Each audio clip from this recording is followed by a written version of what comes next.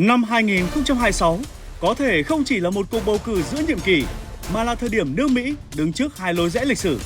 Một bên là Donald Trump, người có thể tái kiểm soát chính quyền và áp đặt tầm nhìn dân túy bằng luật pháp, đạo luật và quyền lực hành pháp.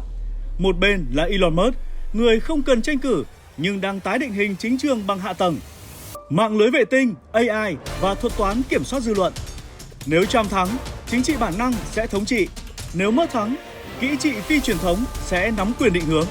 Và nếu cả hai cùng thắng theo cách riêng, nước Mỹ có thể bước vào một kỷ nguyên chưa từng có, nơi luật pháp bị điều chỉnh bởi chính trị và chính trị lại bị chi phối bởi công nghệ.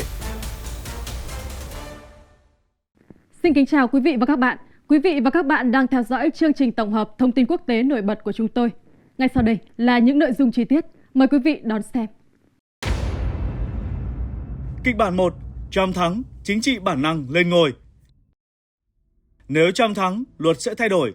Nếu Musk thắng, luật có thể vô hiệu. Một người kiểm soát Nhà Trắng bằng lá phiếu, một người kiểm soát dư luận bằng thuật toán. Và nếu một trong hai giành ưu thế tuyệt đối, nước Mỹ không chỉ đổi lãnh đạo mà có thể đổi luôn cả cách vận hành nền dân chủ.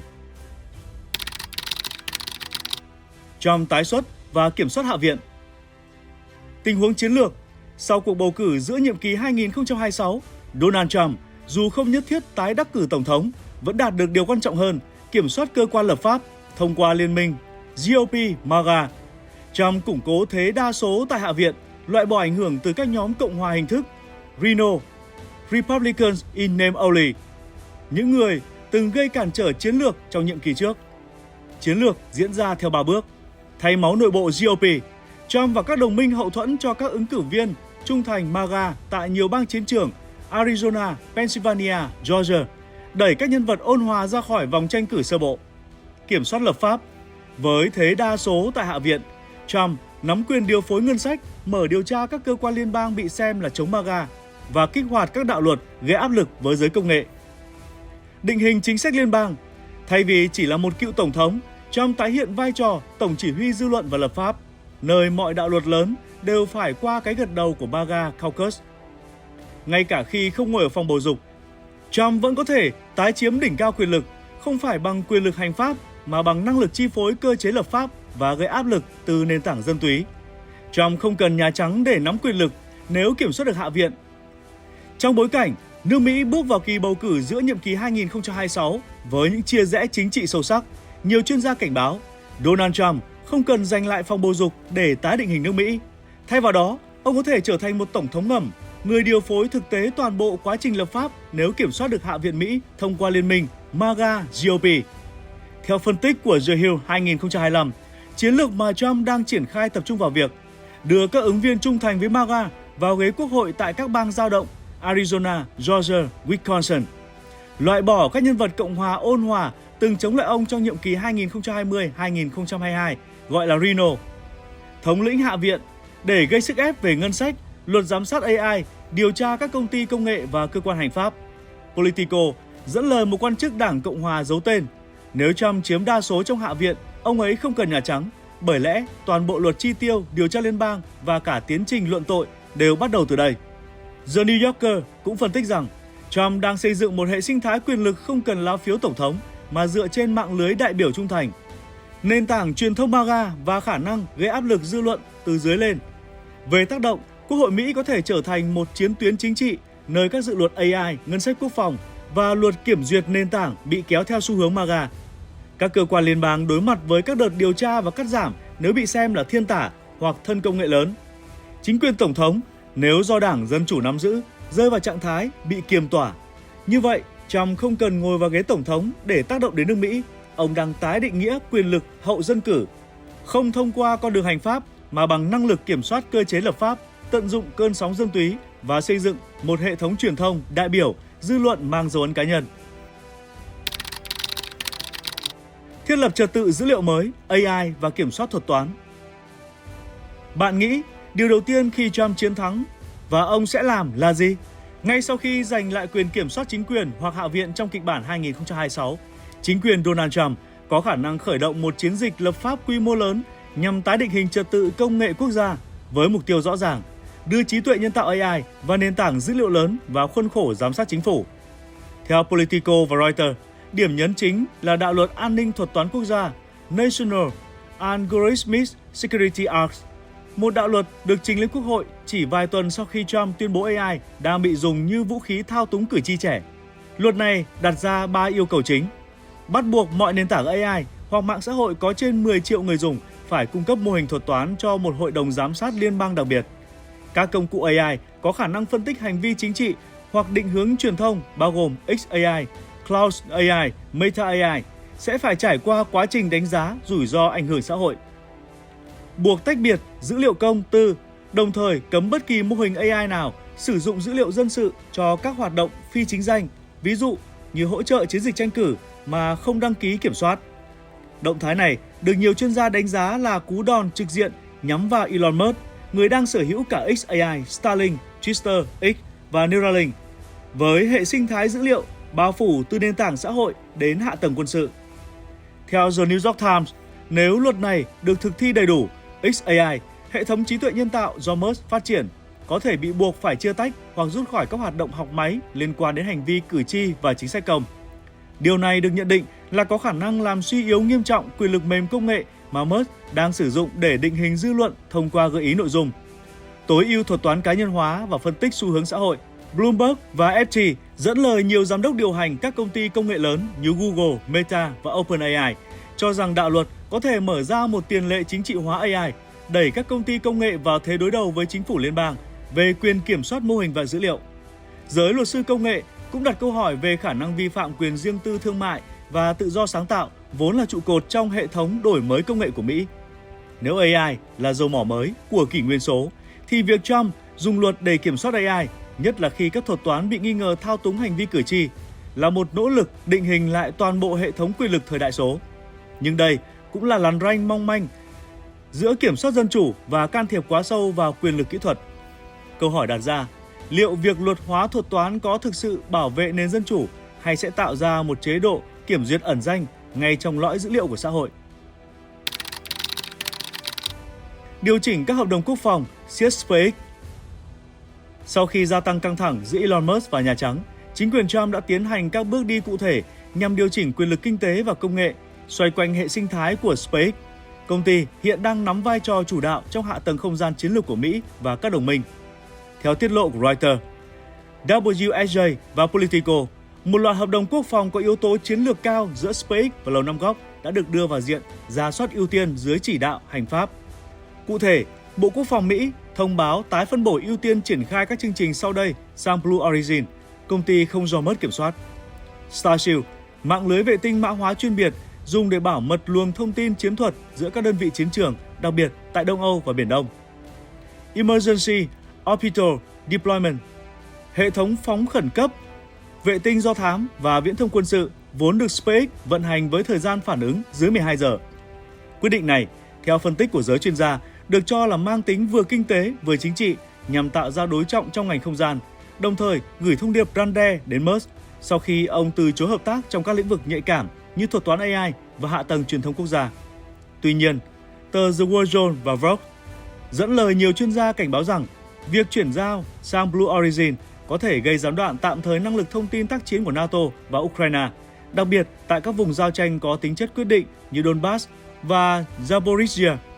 Trong khi SpaceX đã chứng minh được độ tin cậy, khả năng triển khai nhanh và tính linh hoạt chiến thuật, Blue Origin vẫn đang ở giai đoạn phát triển một số công nghệ vệ tinh chiến thuật chưa thể thay thế ngay lập tức. Theo nhận định của chuyên gia quốc phòng từ Brookings Institution, việc tái cơ cấu hợp đồng không chỉ mang rủi ro kỹ thuật mà còn ảnh hưởng đến tính nhất quán trong chuỗi cung ứng và thời gian phản ứng trong khủng hoảng quân sự. Dù chính quyền khẳng định động thái là điều chỉnh chiến lược cần thiết, nhưng nhiều nhà quan sát cho rằng đây là một phần trong cuộc đối đầu chính trị mang tính cá nhân hóa giữa Trump và Musk đang lan sang cấp độ an ninh quốc gia. Trump có thể siết SpaceX bằng chính các công cụ chính trị và hợp đồng, nhưng việc chuyển hướng quốc phòng khỏi Musk không đơn thuần là bài toán kỹ thuật, mà là một phép thử nguy hiểm về an ninh dữ liệu, tốc độ triển khai và mạng lưới đồng minh chiến lược của Mỹ. Nếu một chính sách quốc phòng bị điều chỉnh vì một mâu thuẫn cá nhân, thì giới hạn nào sẽ ngăn được sự cá nhân hóa trong việc vận hành cỗ máy chiến tranh hiện đại? Củng cố pháo đài truyền thông MAGA và Truth Social. Sau khi bị các nền tảng công nghệ lớn như Twitter, nay là X, Facebook và YouTube chặn trong giai đoạn hậu bạo loạn Điện Capitol 2021, Donald Trump đã đầu tư và hậu thuẫn cho Truth Social, nền tảng mạng xã hội thay thế mang tính chính trị và bản sắc cao. Theo Washington Post và Reuters, nếu Trump tái kiểm soát được quyền lực hành pháp hoặc lập pháp vào giai đoạn 2026, Truth Social có khả năng trở thành pháo đài truyền thông chính thống của MAGA nhờ vào các biện pháp hỗ trợ nhà nước, miễn hoặc giảm thuế doanh thu kỹ thuật số cho các nền tảng có cam kết phát huy giá trị truyền thống Mỹ, ưu tiên phân phối quảng bá qua hệ thống truyền hình bảo thủ như OANN, Newsmax, Fox Nation, qua đó mở rộng tầm ảnh hưởng vượt khỏi cộng đồng MAGA. Được công nhận như nền tảng yêu nước trong các đạo luật truyền thông mới, tạo cơ sở pháp lý để mở rộng đặc quyền nội dung, tránh kiểm duyệt nghiêm ngặt như các đối thủ công nghệ lớn. Trong khi Truth Social được dựng thành nền tảng truyền thông chính nghĩa, nền tảng X của Elon Musk khả năng cao sẽ bị đẩy vào thế đối nghịch, đặc biệt sau những căng thẳng liên quan đến AI, bầu cử và kiểm duyệt nội dung. Theo Politico, Brookings Institution và Chatham House, giới chức thân Trump và truyền thông cực hữu đã gọi X là công cụ thao túng giới trẻ và kẻ gieo rắc sự chia rẽ trong lòng nước Mỹ. Kêu gọi mở rộng điều tra về mức độ lan truyền thông tin sai lệch và can thiệp vào dư luận chính trị của nền tảng này, đặc biệt thông qua các công cụ AI và hệ thống gợi ý nội dung của XAI. Vận động hành lang để đưa X vào diện nền tảng chịu giám sát thuật toán trong khuôn khổ đạo luật an ninh thuật toán quốc gia mới được đề xuất. Nếu giai đoạn 2026 chứng kiến Trump chiến thắng về mặt quyền lực, thì cuộc chiến truyền thông sẽ không chỉ dừng ở những bài đăng, mà trở thành trận địa chính sách nơi các nền tảng được chọn để thúc đẩy tư tưởng, còn những kẻ đối lập sẽ bị đóng khung như mối đe dọa. Câu hỏi lúc này là, trong một nền dân chủ hiện đại, ai sẽ kiểm soát không gian ngôn luận, người dân, chính phủ hay các thuật toán được chọn lọc để củng cố quyền lực? Nước Mỹ bước vào thời kỳ dân túy kỹ trị. Nếu Donald Trump trở lại vị thế chi phối chính quyền vào giai đoạn 2026, mô hình cầm quyền có thể chuyển từ chủ nghĩa dân túy truyền thống sang một hình thái mới, dân túy kỹ trị. Theo Brookings Institution và Vogue, điều này thể hiện qua 3 xu hướng đồng thời. Nhà nước kiểm soát trực tiếp không gian thuật toán thông qua các đạo luật như National Algorithmic Security Act, yêu cầu giám sát toàn bộ nền tảng có khả năng ảnh hưởng chính trị. Dữ liệu người dùng, hành vi mạng xã hội và hệ thống gợi ý nội dung trở thành tài sản chiến lược phải đặt dưới kiểm tra của liên bang. Giới công nghệ, đặc biệt là những nhân vật siêu ảnh hưởng như Elon Musk, bị tái định danh không phải là nhà cải cách tư nhân, mà là rủi ro hệ thống đối với cấu trúc quyền lực quốc gia. Theo phân tích của Chatham House và Politico, đây là một bước chuyển nguy hiểm khi thuật toán không còn là công cụ dân sự mà trở thành vũ khí chính trị trong tay người kiểm soát luật trời. Nước Mỹ không chỉ bước vào một thời kỳ dân túy mới, mà là một dạng dân túy được gia cố bằng công cụ kỹ trị, nơi quyền kiểm soát dữ liệu và thuật toán trở thành trung tâm quyền lực mới. Khi chính phủ kỹ trị dân túy thay thế cả nền công nghệ dân sự, thì nước Mỹ đang tự bảo vệ nền dân chủ hay đang xây dựng một hệ thống giám sát bản sắc dưới vỏ bọc an ninh. Kịch bản 2, Elon Musk thắng, chiến thắng không qua lá phiếu. Elon Musk không cần tranh cử, không cần tranh luận, không cần vận động cử tri, nhưng chỉ với vài chiếc ghế ở Quốc hội cùng một mạng lưới hạ tầng kỹ thuật số phủ khắp hành tinh, ông có thể khiến cả hai đảng lớn ở nước Mỹ phải ngồi lại đàm phán. Khi quyền lực không đến từ bầu cử mà đến từ dữ liệu, nền tảng và thuật toán, thì liệu đây là một bước tiến dân chủ hay là sự khởi đầu cho một kiểu thống trị chính trị kiểu mới? Một chiến thắng phi truyền thống. Tình huống chính trị. Theo báo cáo từ The New Yorker và Politico, cuộc bầu cử giữa nhiệm kỳ 2026 tại Mỹ nhiều khả năng không tạo ra đa số áp đảo cho bất kỳ đảng truyền thống nào. Trong bối cảnh đó, American Party do Elon Musk bảo trợ, tuy không tranh cử tổng thống nhưng vẫn đặt mục tiêu rõ ràng, giành 2 đến 3 ghế tại Thượng viện tại các bang như Arizona, Georgia và 8 đến 10 ghế Hạ viện tại những khu vực có cử tri trẻ và thiên về công nghệ như California, Colorado, Nevada. Dù con số này nhỏ về mặt thống kê, nhưng lại có khả năng định đoạt thế cân bằng trong Quốc hội, nơi cả hai chính đảng lớn, Cộng hòa GOP và Dân chủ DNC, không đủ số phiếu để đơn phương thông qua các dự luật lớn. Hiện tượng này được các nhà phân tích gọi là mô hình thiểu số điều tiết đa số. Trong đó, một nhóm trung lập nhỏ nhưng nằm đúng vị trí có thể trở thành pivotal vote, lá phiếu then chốt, cho toàn bộ hệ thống nghị viện. Theo phân tích từ Wikipedia và The New Yorker, mô hình này xuất hiện tại các quốc gia như Israel, Ý và Bỉ, nơi các đảng nhỏ có thể giữ vị trí Kingmaker dù không đại diện cho đa số cử tri. Trong trường hợp của Mỹ, nếu American Party giữ vị trí trung lập và không bị phân cực, họ có thể buộc cả GOP và DNC phải đàm phán chính sách trên cơ sở công nghệ, tự do ngôn luận và dữ liệu mở. 3 trụ cột được Musk nhấn mạnh trong chương trình hành động của đảng mới. Điều đáng lưu ý là trong hệ thống chính trị Mỹ, đặc biệt tại Thượng viện, nơi quyền phủ quyết rất dễ xảy ra do cơ chế filibuster. Một nhóm nhỏ chỉ cần vài ghế cũng có thể ngăn chặn được hoặc làm trì hoãn toàn bộ tiến trình lập pháp nếu không đạt được sự đồng thuận lưỡng đảng. Đảng Mỹ kẻ gác cổng chính sách AI. Khi American Party của Elon Musk nắm giữ các ghế vàng tại Quốc hội, tuy không đủ lập đa số, nhưng đủ để phá vỡ thế cân bằng.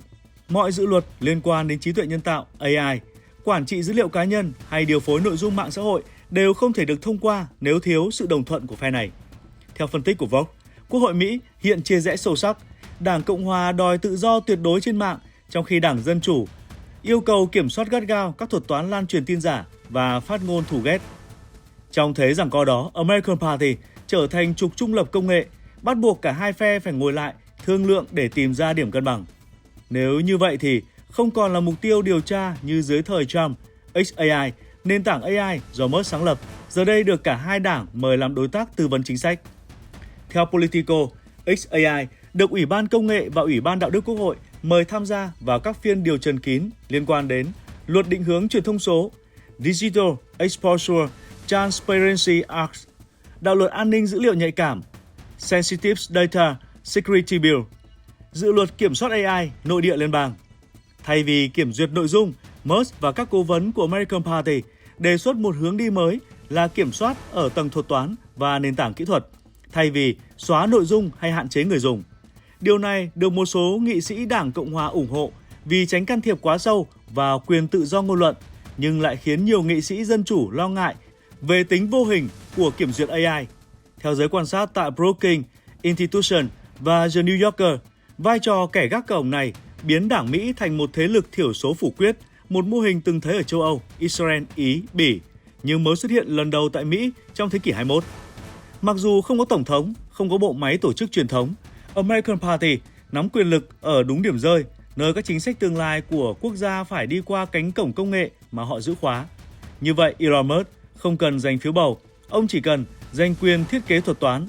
Và nếu Quốc hội Mỹ buộc phải thông qua mọi đạo luật kỹ thuật số, thông qua triết lý phi kiểm duyệt do Musk đưa ra, thì không chỉ là một đảng mới đã thắng, một định nghĩa mới về dân chủ trong kỷ nguyên AI đang được hình thành.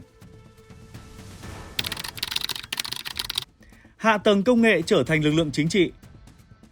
Trong bối cảnh Quốc hội Mỹ bước vào giai đoạn chia rẽ sâu sắc sau bầu cử giữa nhiệm kỳ 2026, một sự thật đang hình thành mà nhiều nhà quan sát gọi là sự thay thế quyền lực mềm bằng hạ tầng cứng. 3 nền tảng do Elon Musk sở hữu, X, Twitter, XAI và Starlink, hiện đã vượt ra khỏi vai trò doanh nghiệp. Theo đánh giá của Financial Times tháng 7 năm 2025, chúng đang được tái định danh một cách không chính thức như các nền tảng hạ tầng quốc gia. Tuy nhiên, khác với hệ thống truyền thống nơi hạ tầng thuộc về nhà nước, 3 nền tảng trên không có nghĩa vụ báo cáo Quốc hội, không chịu sự giám sát nội dung theo luật cũ, không cần quyền lực chính thức để ảnh hưởng đến an ninh, dư luận và kinh tế.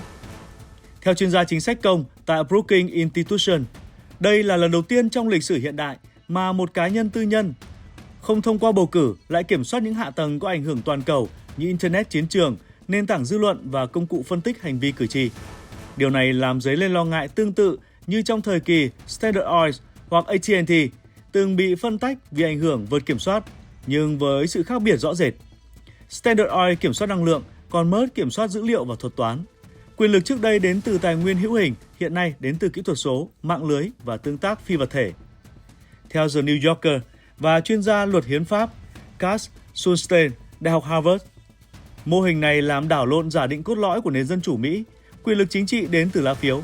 Thay vào đó, quyền lực hiện tại đang đến từ khả năng kiểm soát nền tảng và phân phối thông tin, tức là ai kiểm soát thuật toán thì kiểm soát dư luận, ai kiểm soát vệ tinh thì kiểm soát truyền thông quân sự, ai kiểm soát dữ liệu cử tri thì sẽ định hướng chiến dịch tranh cử. Câu hỏi đang được đặt ra tại nhiều diễn đàn quốc tế như WEF, G7, Brussels Forum là chúng ta có thể kiểm soát quyền lực tư nhân, kỹ thuật số bằng các quy định dân cử nếu quyền lực ấy không thông qua bầu cử. Nếu ở thế kỷ 20, quyền lực thuộc về nhà nước thì trong thế kỷ 21, quyền lực có thể nằm trong tay những người thiết kế hạ tầng dữ liệu. Và nếu Elon Musk, một doanh nhân có thể định hình chính sách quốc gia mà không cần một lá phiếu, thì chính trị Mỹ đang bước vào thời kỳ hậu dân cử, nơi hạ tầng thay thế đảng phái và thuật toán thay thế nghị trình.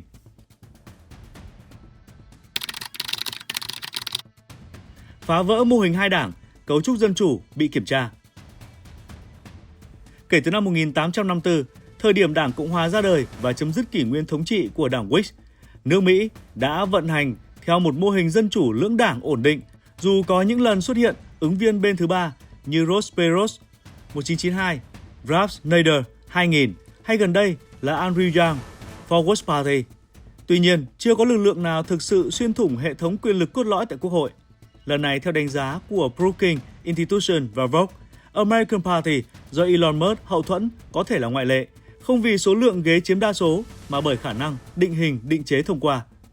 Năng lực gác cổng chính sách trong thế lưỡng viện chia rẽ. Cấu trúc tổ chức phi truyền thống, không ràng buộc bởi cử tri trung thành lâu dài, không lệ thuộc đảng phái cổ điển. Quyền lực đến từ hệ sinh thái công nghệ, không phải hệ tư tưởng. Theo chuyên gia chính sách Lee Richmond đến từ New American Foundation, đây là mô hình dân chủ định hướng bởi hạ tầng. Khi các đảng chính trị không còn kiểm soát cách tiếp cận cử tri, thuật toán và nền tảng kỹ thuật số sẽ trở thành đòn bẩy điều hướng dư luận, tạo ra một kiểu quyền lực nằm ngoài quy trình bầu cử truyền thống. Trong bối cảnh đó, sự phân tích mảng chính trị không dẫn đến mất ổn định như nhiều người lo sợ, mà mở ra một mô hình quyền lực định hình lại theo trục công nghệ thay vì trục hệ tư tưởng truyền thống, tự do với bảo thủ. Một loạt hệ quả kéo theo bao gồm Quốc hội có thể phải tái thiết cách thông qua luật, không chỉ theo phe mà theo khối lợi ích hạ tầng và công nghệ. Các liên minh trong nghị trường sẽ không còn rạch ròi theo màu đảng mà theo quan điểm về dữ liệu, kiểm duyệt AI và tự do ngôn luận kỹ thuật số. Các học giả tại Harvard Kennedy School cảnh báo nếu xu hướng này tiếp diễn, hiến pháp Mỹ sẽ phải đối mặt với những câu hỏi mà chưa có tiền lệ. Ví dụ, một lực lượng chính trị không có truyền thống đảng phái có thể có vai trò lập pháp lâu dài không? Liệu sự vắng mặt của cơ chế kiểm soát nội bộ, caucus, điều lệ đảng có dẫn đến nguy cơ thao túng chính sách theo lợi ích cá nhân, tập đoàn? Quyền lực đến từ thuật toán thay vì từ phiếu bầu có cần luật hóa như một quyền lực thứ tư? Nếu kịch bản này thành hiện thực, nước Mỹ không chỉ có thêm một đảng mà đang đối mặt với một mô hình chính trị hậu hệ tư tưởng, nơi các nền tảng công nghệ không chỉ phản ánh dư luận mà định hướng chính sách. Và nếu quyền lực không còn đến từ cử tri mà đến từ dữ liệu, liệu hệ thống dân chủ Mỹ có thể tiếp tục tồn tại theo thiết kế ban đầu hay sẽ buộc phải tái cấu trúc? Theo The New Yorker và Vogue, chỉ cần giữ từ 5 đến 10 ghế trong Quốc hội Mỹ, American Party có thể trở thành kingmaker. Bên buộc mọi đạo luật phải đàm phán, và với hệ sinh thái gồm X, Twitter, Starlink, XAI, Musk đang sở hữu thứ mà không một chính trị gia nào có, hạ tầng quốc gia, không cần sự cho phép của nhà nước. Đây không chỉ là một chiến lược tranh quyền, đây là một thí nghiệm tái định nghĩa dân chủ. Liệu nền dân chủ còn hoạt động đúng nghĩa? Nếu luật được định đoạt bởi các nền tảng tư nhân, nếu chính phủ muốn thông qua luật nhưng phải xin phép một doanh nhân kiểm soát hạ tầng AI, thì ai thực sự nắm quyền? Câu hỏi cuối cùng không còn là Musk có tranh cử không, mà là liệu nước Mỹ có sẵn sàng bước vào một thời kỳ nơi chính trị được vận hành bằng thuật toán thay vì lá phiếu. Thông tin vừa rồi đã khép lại chương trình của chúng tôi. Cảm ơn sự đồng hành của quý vị và đừng quên theo dõi kênh để cập nhật thêm nhiều thông tin thời sự khác. Xin kính chào và tạm biệt quý vị.